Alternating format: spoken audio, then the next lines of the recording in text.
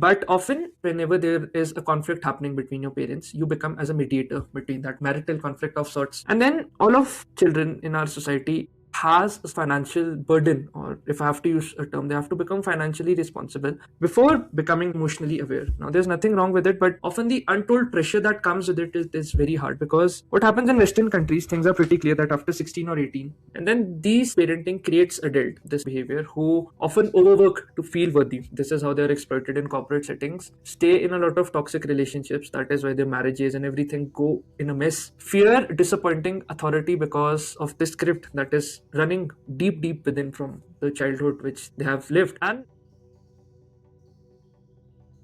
so, in this video, I wanted to talk about Indian families in general. So, I was reading some Reddit threads wherein people were sharing a lot of horror stories as to how their lives are destroyed by controlling parents, because their parents don't have an ability to stand outside in the world. They bully their kids. Typical, I don't know, beta mindset, if I can use the term. Just wanted to think a lot on why certain structures are created, and like there are interesting points, but probably I think we can go a lot deeper in a lot of details. But since the new year is approaching, and I'm sure a lot of you are in toxic situations, toxic environments, so maybe this video can just help you to get some perspective, because it's very common across the board, and how we raise up children with so many major issues that it just percolates in their entire sense of being. So we talk a lot about values, if I add the word in quotes, sanskar, respect, sacrifice, adjustment.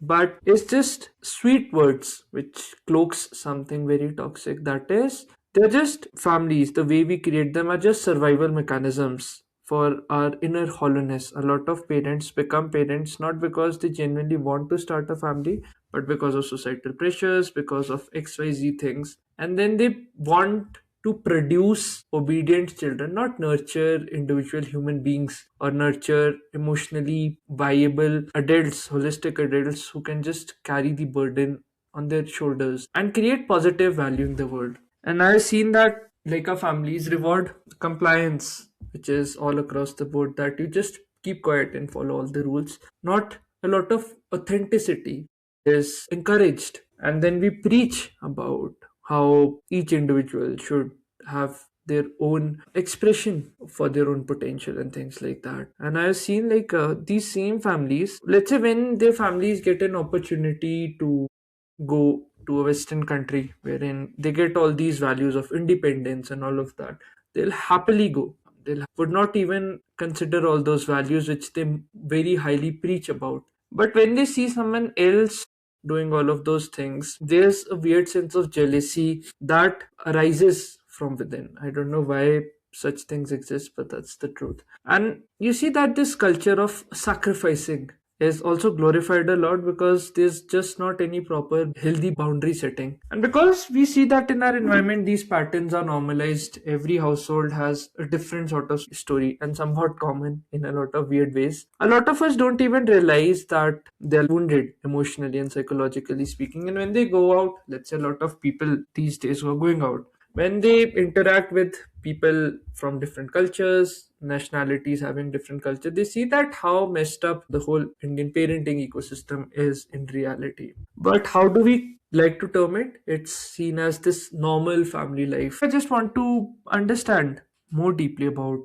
patterns. It's not about blaming, but just recognizing patterns, and it's an attempt to just understand why certain things happen. And they just go on generation after generation, and a lot of things just are being transferred unconsciously from generation. You see that a lot of us are still living lives of 10 generations ago as to how our great great great grandparents were, though we may not even know their names, but still they're living through us, and they're controlling our relationships, our career, the types of choices we want to make, our self-worth right this second, and also our future in one way or another, because the choices that we make right now would determine a future that we would unfold for ourselves. So I think the major problem is treating love, unconditional love, as giving love only when there are certain conditions that are met. So in a lot of households, we see that love is like a condition of sort. It's not unconditional love, which is what it should be.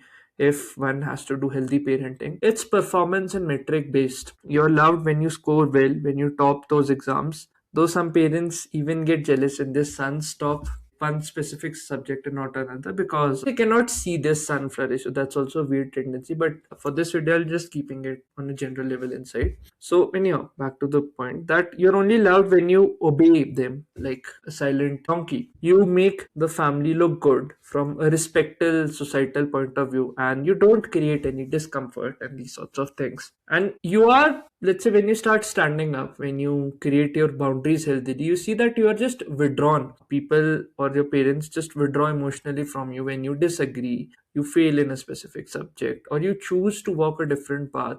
You start asserting boundaries. So due to all of these tangents, let's say when you're a child, because all of these ideas just start shaping up when we are in our childhood.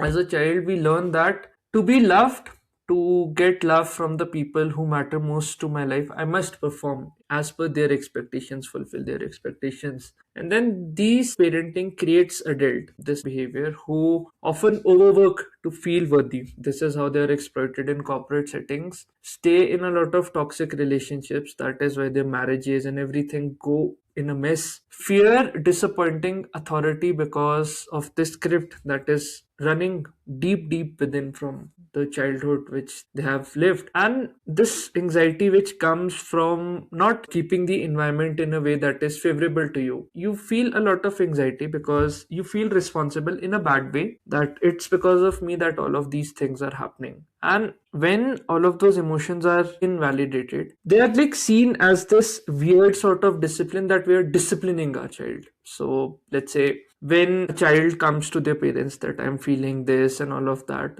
instead of asking him that why are you feeling this, what had happened, the general scripts that you stop overreacting, this is nothing, we have had it worse, you're too sensitive, this is how the world works. And then they cloak it, a boy must toughen up or a girl must toughen up, this is discipline. Sometimes I've also had clients coming to me, these are more from a girl perspective, that they were like touched in very weird ways, and when they told their parents that this is what had happened to them, their parents just shut them down, saying that it's your fault, why are you going to such places? Because we are so worthless and powerless to fight in the outside world, we just want to run away and abandon and just live this life of bondages, terming it as peace, wherein we know that this is not peace but just genuine frustration of not living a life that we know were true in our hearts. So often, what the child does due to all of these messages, a subtle message is internalized that whatever emotions I feel, whatever I do, these are just inconvenient. Am I inconvenient? Due to such incidents, a lot of people take massive hits on their self esteem. For the boys, it's on the other extreme, and if someone is bullied due to their own patterns and things like that, even if he wants to talk openly and get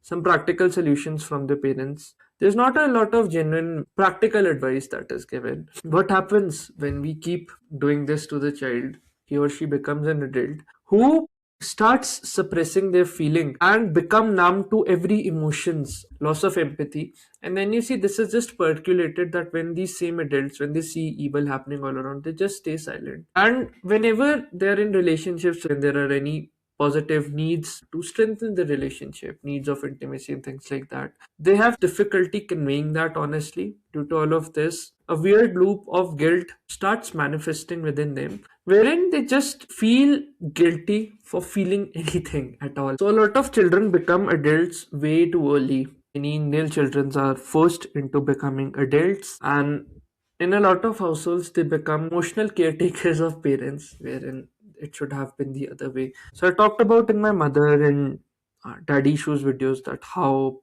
certain things are manifested. You can check that out after this video if you want to go in a little bit depth. But often whenever there is a conflict happening between your parents, you become as a mediator between that marital conflict of sorts. And then all of children in our society has a financial burden, or if I have to use a term, they have to become financially responsible before becoming emotionally aware. Now, there's nothing wrong with it, but often the untold pressure that comes with it is very hard, because what happens in Western countries, things are pretty clear that after 16 or 18, so you have to go and look out for yourself, and environments are created wherein they are encouraged to just explore tangents of their own life, look out for themselves. Whereas In India, we just want to kill all the possibilities and then just suddenly throw them out in the real world to fend for themselves without any real life practical knowledge or skills. The child learns later that I have to be responsible for others' emotions. I must become a people pleaser to keep others happy. I must suppress my own personal needs and desires, whatever I'm feeling. And when all of this happens, when all of this is in control, then I'll equate my self worth because of the usefulness. That the more people I keep happy or the more people I please, the more useful I will be as a person. What ends up happening is that they end up attracting broken people who would just use them, exploit them. It goes on across the board for both males and females. They feel like a sort of restlessness when they're just resting and doing nothing. They feel that they must always constantly do something. There's a reason that you see on the weekends a lot of malls are filled. People usually don't buy a lot of things. They usually just go there to show off their clothes and all of that because they feel very unfulfilled in their own lives. Even if people want to get, they just go to food joints and things like that. But people just like wasting their time on these malls because weekend is the time one is working. To just look at life honestly in the face, see what am I doing? Is it really making sense or not? But instead of sitting with ourselves, we just run away from ourselves. But anyhow, coming back to the point. Due to all of this, you see that the same cycle keeps on repeating. That they feel exhausted with life. They don't know what it is, but this exhaustion is often confused with a genuine purpose which keeps you on the toes, which gives positive emotion and meaning to your life. Now, what happens is this is one of the most dangerous patterns that a lot of parents like controlling to the point that they become outright bullies. Control is really called control. It's shown under sweet words that we care for you, we love you, we are worried about you, we know what's best. If I have to use Hindi, log kya kahenge? What would the people say? We have sacrificed everything for you, and these sorts of scripts. Then this creates a sort of paralysis in taking the smallest of the smallest decisions. You fear becoming an independent adult, and due to all these scripts you have internalized that this is how reality is, this is how the world is, and you just start living these scripts unconsciously in your life. Now there are two extremes to it. People extremely rebel in a way that they go to extreme drugs, alcohol, and those sorts of behavior, or they totally submit to their parents, becoming a total simp in the process. You see how control becomes a tool of surveillance for their own children. Love becomes a leverage sort of thing that will only give you love when you fulfill these conditions as per this check mark. And I've also seen that a lot of parents employ shame to discipline on a behavioral level their child. Instead of teaching children the consequences that if you do this action, this is what would happen, many families use shame. You might have seen that when a person is not acting as per their mother's or as per their parents' desired behavior, what they usually do, they start calling their tuition teachers, they start calling their peers, the parents of their close friends, that this is how weird this person has become, and all those sorts of things. They try to rip off the social capital that their child might have accumulated in his or her own peer circle.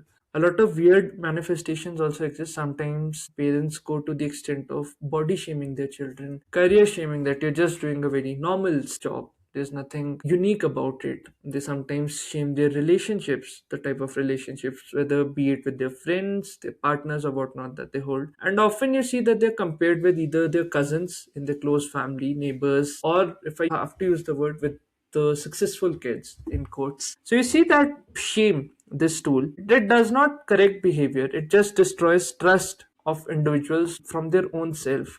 Due to all of this, in the long term, when these same children leave their parents in old age homes, and they realize that what mistakes have they committed. I've seen a lot of old age people wherein they just cry for the choices that they have made in life. If you have to do a small activity, since it's New Year, don't go to the mall, go to the hospital or go to the graveyard. Just genuinely see there that the pain that they are facing right now, it's because deep inside their heart they know that the gift of life that they had gotten, they had wasted. When you understand these perspectives, a lot of things just come in perspective in your life, and a lot of deeper questions then start taking root in your life. That is this the correct way that I'm living my life? Of course there's like no perfect or correct way, but at least we know that there are certain things or certain falseness that we have to remove from our life. But anyhow, due to this lack of self trust, coming back to the point, how does it end up shaping children? They constantly self monitor themselves. They fear visibility, that if I'll be very visible in the outside environments, if I'll show my talent, I'll be bullied and all of that. Though of course there are practical realities to it. I'm sure that certain people, if you are in a college or things like that, if you have peers, if you show a lot of your talent, sometimes because the environment is such, or you attract certain bullies, those are like realities that exist. But I'm just talking in general, there could be other practical solutions to it. But often we just carry this even when we are working in corporate settings, or if we want to make something on our own. It requires a lot of visibility, that you have to put out your imperfections out in the world, but we fear all of that. A lot of people go in this pattern of seeking external validation from the outside world again and again, and they always feel that they are never enough in their life. And then what happens is, because we are so silent around the abuse that we are doing to our children, the mental health traumas that they might have had, the child finds an escape either through addiction or through entering into wrong relationships. Indian families often prioritize image over genuine healing of the child. Problems are mostly hidden, minimized, or spiritualized, that it is because of past karma, this is how God has chosen, and all of that, all of that. Or they just blame the victim, which I had talked in my video as to how a client of mine was blamed by her parents for the wrong touch that happened with her. We like talking about abuse as it's dishonor that one has brought to the family. I've seen families punishing their children from a girl's perspective if she's just exploring her sexuality, having had some sexual relationships. The parents just abuse their children, saying that you have brought dishonor to the family. And then you have seen that if you're talking about mental health, oh, it's weakness. In our time, this used to happen, that used to happen. So a lot of pain becomes private, which finds expression in a lot of weird ways. Trauma becomes this normal sort of thing that everyone has it. So this is not the mark of a healthy society. And children learn that suffering quietly is strength. You might have also seen that this whole notion about depending a lot on outside external factors, either through astrology, that's some stars or some planets would know the direction of our lives and whatnot. All this is just baloney. But we find solace in it. That's why we do it. We don't want to address the issue from the root, but just keep on talking on the periphery about causes and things like that. But that is not how problems are solved until you do like a root cause analysis. That is how genuine problems are solved. But anyhow, coming back, so what this does is, because we're not creating any real boundaries, if a person starts becoming more of an individual, this is often seen as a betrayal. Your thoughts, choices, emotions, time, none of it matter. It's all under our control. Everything is family property. No matter how much you earn, you must give everything to the home and things like that. This creates a weird cycle where individual choice is replaced with guilt, because a person is suffering that whether my parents would judge me or make me feel guilty or not. And then we are raised in an environment wherein we struggle to say no, assert our boundaries, and we feel selfish if we are being independent for our own choices. We fear being separated, and we confuse this sort of toxic loyalty to our parents, to toxic relationships, as a very mature thing. We wear it as a badge of honor. And then you have also seen that how there are just certain scripts that a man has to do these things as per his gender, a woman has to be a certain way as per her gender, creating a sort of emotional conditioning, a gendered emotional conditioning, if I may use the term. So regardless of any gender, now you can understand one child is expected to endure, another is expected to dominate. I won't use genders, but you get the idea.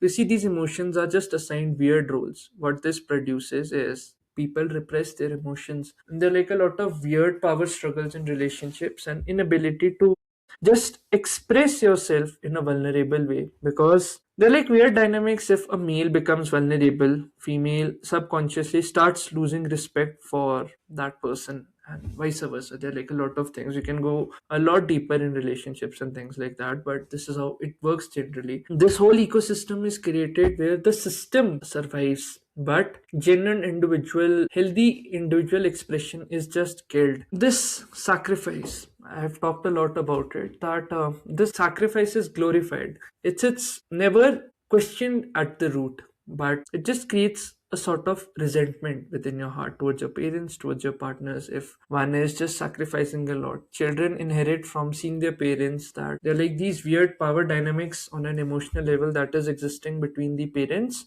There's like a weird sort of guilt driven obedience that I must do if I need to have love. And if I live fully, there's just weird consequences that come with it. In India, we're taught to survive, not to live fully and healthily. And this cycle keeps on continuing for generations on end. We know all of these patterns, but still they persist.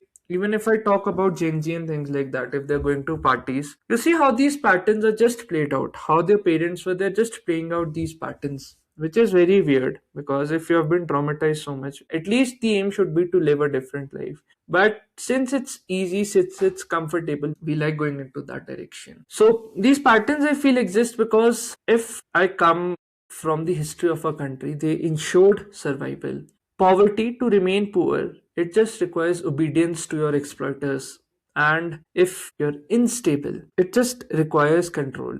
Because if we look at poverty from the root, the choices that the system that has exploited us and a lot of weird things, if we start talking about real problems, a lot of systems would just collapse. But it was used as a tool by the existing exploiters to just exploit people and rob them of their independence. It still exists, unfortunately, but that is where you have to become aware. Unfortunately, this tool of internet just helps you in doing that. Being a very survival heavy based country, we have just focused on surviving, not growing genuinely from the heart. So what saved the previous generation, we assume that it would also save our generation. But what ends up happening is the next generation and a lot of generations are just crippled, and the cost of it is shown in adult life. These patterns show up as genuinely being burnt out from everything in life, a constant sense of anxiety about a lot of small things, going into insecure relationships, confused about your career, the type of direction that you want to take, a lot of consistent self-doubt that whether I'm walking the right path or not, fear of authority, that if I take one wrong step, my life would be finished, and fear of freedom, which is more important because I've seen we adhere to slavery because deep in our heart we know that if we become truly free, we would not be able to take it. We have weird tendencies in our heart wherein we know that if we start living this life of freedom, even though we are chasing a life of freedom, once we get it, once we truly get it, we wouldn't know what to do with it. That's why we just keep bullshitting ourselves and living this life wherein everything is on a constant plateau. Neither we want to grow, neither we want to go down, but just be on a constant plateau because we fear our freedom. And a lot of people never connect the dot, they just keep on running from one thing to the next thing to the next thing. Now, since I've talked a lot about patterns, what can we do practically to break all of this? The most practical step is, first of all, it's very important to ground yourself in a very core philosophy of life. I don't care what that philosophy is, but probably connecting yourself to your roots. Let's say if you're an Indian, for example, maybe just connecting deeply to the message of the Gita and whatever scripture you want to relate to. That helps because even Arjun was having all these doubts, but still he fought for like having Krishna the right center in his heart. Whatever philosophy you feel like connecting with, either it's a Western philosophy, you can read Nietzsche, you can talk about Stoicism and all of that.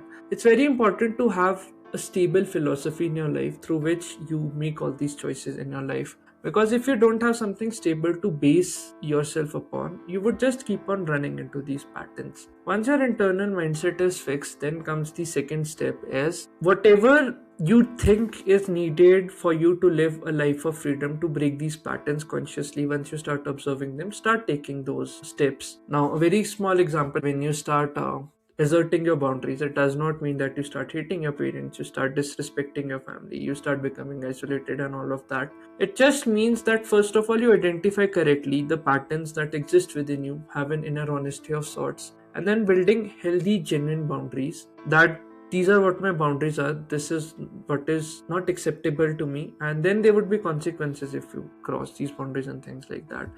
And then just taking responsibility for everything in your life, not running away, because there's no point in running away. At the end, all of us will become dust. If you don't trust me, just go to a graveyard, take one weekend out, don't go to a mall, go to a graveyard, see the people there dying. You'll see that everyone is crying, but within 10 to 20 minutes they're talking about, okay, what about his property, where would the dinner be, where would the lunch be, and all of that. So your life really has no value, and you keep on wasting your life for the people whom you think love you deeply, but in all honesty they just move on like this in seconds. So you have to replace a lot of guilt parenting that has come within you with a clarity as to where is it that you want to go in life, and have a responsibility towards your own self. So your family may have loved you deeply, or whatever your situation has been, but still you cannot ignore this fact that they still have wounded you, and both these realities cannot exist. So you really need to just start healing yourself so that there is some positive value contribution from your end in the world. And please don't keep on suffering because you are weak. Break this weakness, break these bondages. A lot of people love suffering because they don't like to examine their conditioning, that what is it that their parents have done to them. The goal is here not to destroy your family. It's just about living your life in a way wherein you're just true to yourself as a person. The goal, even if you plan for families and things like that, is not to have these traumas which have been carried on for generations be passed on to the next generation. But anyhow, this is a video which I wanted to talk about. If it feels uncomfortable, good, because being uncomfortable is the first step towards seeing that what are those genuine patterns that need genuine breaking in my life. But anyhow, do let me know what you feel about this video. If you feel you want to talk on deeper issues in a private setting, in a one-to-one setting, feel free to book a call with me. Just write me an email, I'll send you all the details. And until then, I'll catch you in the next video. Do use this comment section as a diary entry of that. What is the type of limitations and weaknesses have you broken? And I'll catch you in the next video. So until then, this is Debu Ki Dastak signing off. Cheers.